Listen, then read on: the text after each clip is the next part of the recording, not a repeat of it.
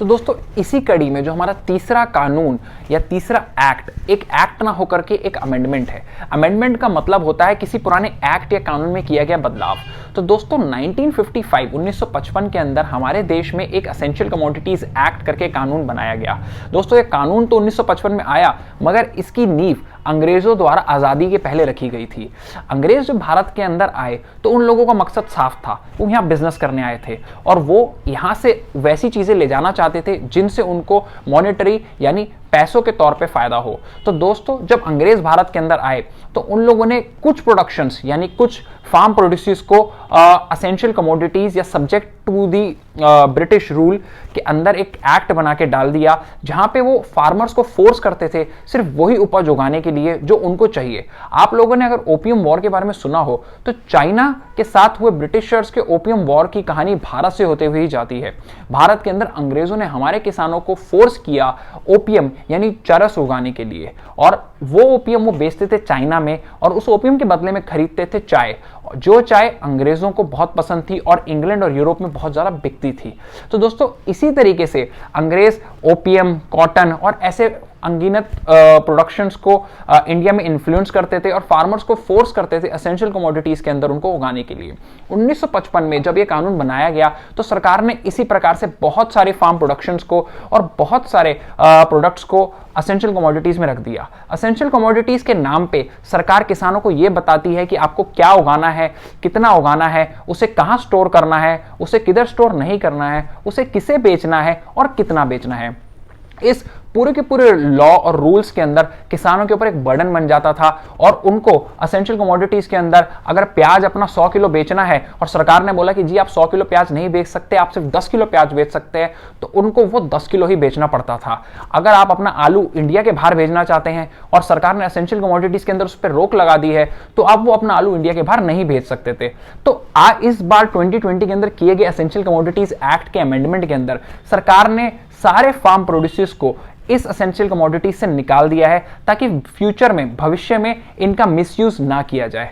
दोस्तों इसके बाहर निकालने से हमारे कई सारे प्रोडक्ट्स पे जो कि पल्सेस हैं, पोटैटोज हैं, एडिबल सीड हैं, इन सारे प्रोडक्ट्स के ऊपर अब वो साया काले बादलों का हट चुका है और किसान उसको जिसको भी चाहे सेल कर सकते हैं और जिसको भी चाहे उसको एक्सपोर्ट कर सकते हैं। सरकार उस पर कानून इतनी आसानी से अब नहीं बना सकती।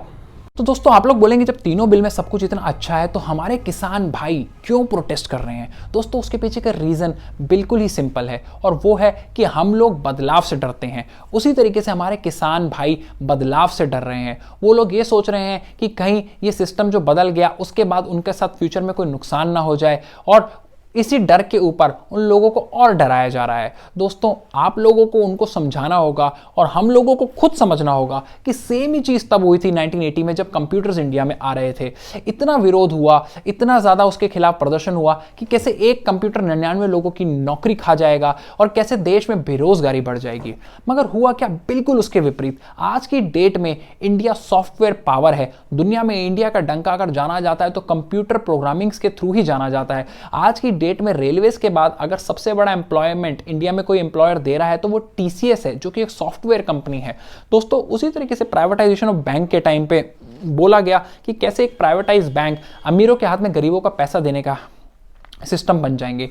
मगर हुआ क्या? उसके बिल्कुल विपरीत। आज एसबीआई, पीएनबी में जाने की बजाय लोग प्राइवेट बैंक्स में जाना चाहते हैं क्योंकि वहाँ की सर्विसेज अच्छी हैं, क्योंकि वहाँ पे बहुत ही अच्छे तरीके से और कम समय में सारे काम होते हैं। उसी तरीके से सेम हुआ बीएसएनएल एमटीएनएल के अगेंस्ट जब टेलीकॉम कंपनीज आई, और आज आप देखिए बीएसएनएल एमटीएनएल कहीं भी नहीं है। अगर हम पहाड़ी की चोटी पे हों या फिर गोवा की बीच पे या फिर तिरुवनंतपुरम के भारत के एक कोने पे, हम लोग जियो और एयरटेल और वोडाफोन जैसे टेलीकॉम्स को यूज कर रहे हैं। सेम हमारे साथ हुआ उबर और ओला के टाइम पे। जब उबर और ओला आए तो कितना ज्यादा प्रदर्शन 3 व्हीलर्स वालों ने और मुंबई में टैक्सी वालों ने उनके खिलाफ किया। मगर आज आप देखो वही 3 व्हीलर वाले, वही टैक्सी वाले स्विच करके उबर और ओला की कैब्स चला रहे हैं, और हम लोग क्या, गरीब लोग भी, मिडिल क्लास में लोअर मिडिल क्लास भी और बुजुर्ग लोग भी उबर और ओला की राइड्स को एंजॉय कर रहे हैं। दोस्तों अगर हम उन सब इंसिडेंट्स में भी चेंज से पहले डर गए होते तो ये सब बदलाव नहीं हो पाते। और आज हम लोगों को जरूरत है कि हम अपने किसान भाई बहनों के साथ खड़े हों, उनको समझाएं कि ये बदलाव सच में हमारे देश के लिए और इस पूरी एग्रीकल्चर इंडस्ट्री के लिए कितने ज़रूरी हैं। मैं आशा करता हूं मैं आपको अच्छे से सारा का सारा पार्ट में समझा पाया हूं, और अगर आपको कुछ भी नहीं समझ आया हो तो आप ये पीडीएफ्स तीनों बिल्स के अवेलेबल हैं ऑनलाइन, और अगर आप ये वीडियो यूट्यूब पे देख रहे हैं तो मैं इनको डिस्क्रिप्शन बॉक्स के लिंक्स में डाल दूंगा, आप लोग उनको ज़रूर पढ़ें। हम एक पढ़ा लिखा देश हैं और किसी भी चीज़ को बिना पढ़े हमें कभी भी फ्लो में, किसी इमोशन में या किसी अफवाह में नहीं फैलना चाहिए, क्योंकि वो एक समझदार इंसान की निशानी नहीं है। आशा करता हूं आप लोग ऐसा माने और इन बिल्स को पढ़ें और हमारे किसान भाइयों को भी इस बिल के बारे में समझाएं। थैंक यू दोस्तों। Saurabh Kharwal signing off. Take care. Bye bye.